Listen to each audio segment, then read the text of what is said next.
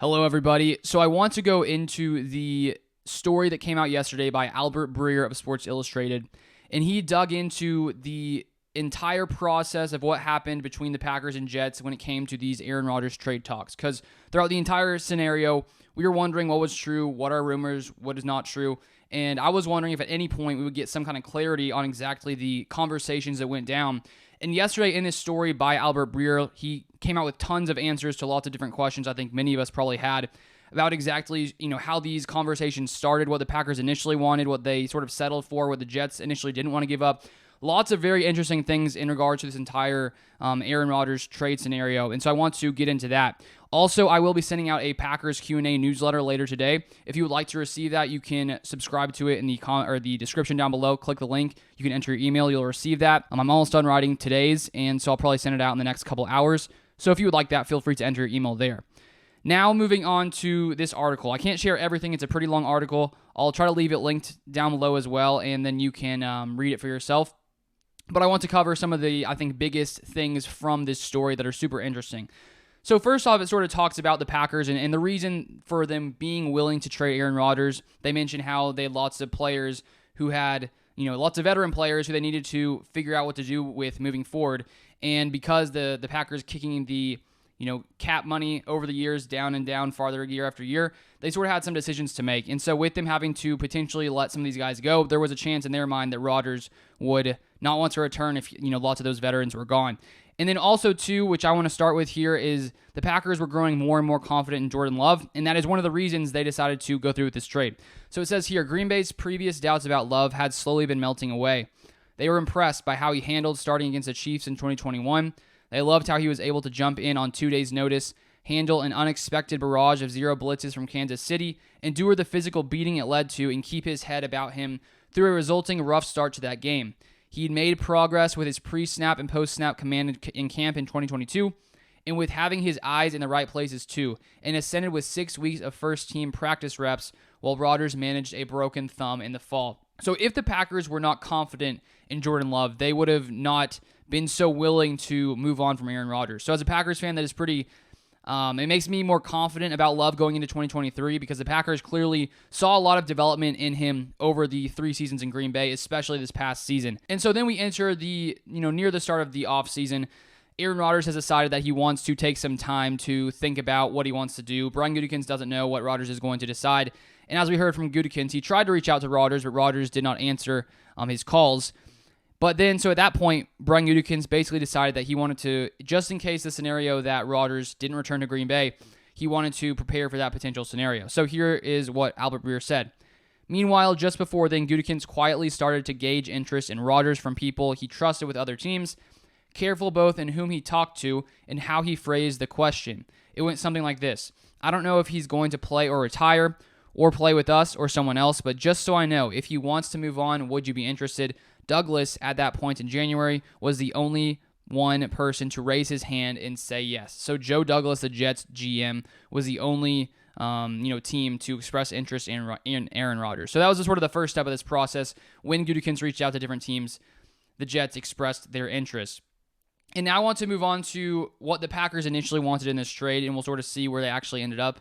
So it says here, the Packers initially wanted a return in the neighborhood of what Detroit got for Matthew Stafford in 2021. 2 firsts and a third. The Jets didn't want to give up a single first-round pick, let alone 2, given that they had no assurances Rodgers would play more than a year, and both organizations were led by men, Jets owner Woody Johnson and Packers president Mark Murphy, who were part of and marked by the last blockbuster quarterback deal made between these 2 franchises. So initially, the Packers did actually want 2 first-round picks and a third-round pick when it came to trading away Aaron Rodgers. And as we know, they basically came away with 1 first-round pick that is dependent on Rodgers playing 65% of snaps in 2023. So the Packers sort of came down from their initial offer when it came to wanting 2 first-round picks. And then Albert Breer goes into talking about how Rodgers was unable to reach, Brian Gutekunst was unable to reach Aaron Rodgers. Because of that, Gutekunst instead reaches out to Rodgers' agent David Dunn, and he shared that the Jets did have interest in Aaron Rodgers. And then Gutekunst said that if they did split, meaning the Packers and Rodgers, that he wanted it to be cordial, and Dunn agreed to that. And then later, Dunn communicated with the Packers that Rodgers wanted to be a Jet. So that's sort of how that whole thing came to be. As we know, Rodgers and Gutekunst never actually talked to each other. Gutekunst was just talking through his agent, David Dunn. But here it is. So this is inside the Jets facility. So it says the 4 guys in the office could hear faint claps from down the hall on the other end of the facility. The business side exploded in cheers. Douglas then went back to work, knowing he and Gutekunst had already taken steps toward a trade, with the Packers having moved off their insistence on the 13th pick being part of the deal, and the Jets having come off their stance that a first-round pick shouldn't be included regardless of the year it came in. So that was in response to Rodgers going onto the Pat McAfee show and saying that he intended to be a New York Jet.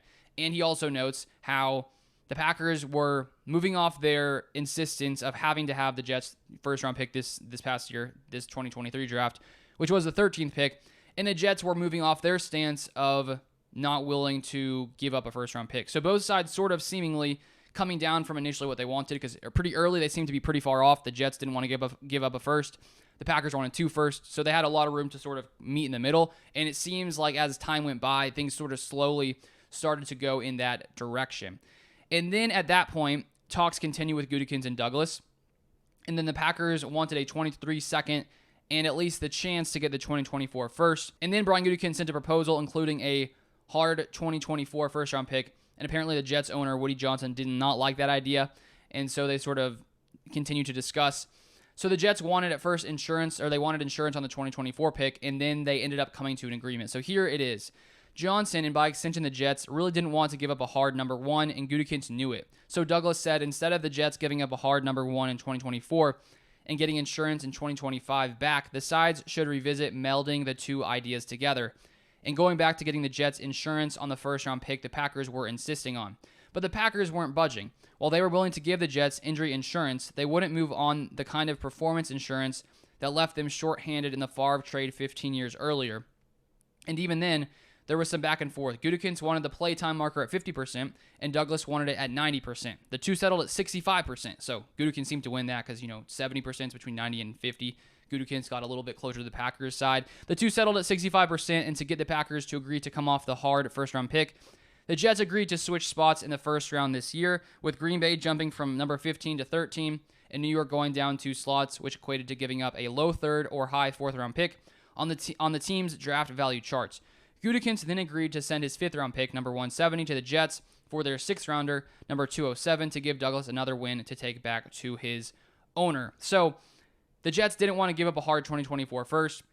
They initially wanted it to be, based on, Rodgers playing 90% of snaps, so basically missing a couple games would not allow them to trade that first. But Gutekunst was like, no way, give me 50% of the time. And they settle at 65%. And then also, too, they decide the Jets ended up moving from number 15 to 13 in 2023, or from 13 to 15 in 2023. And so then they basically had come to their final agreement, and here is what it says here. Douglas called Johnson and to start told his boss that he wasn't all that satisfied with the conditions on the pick.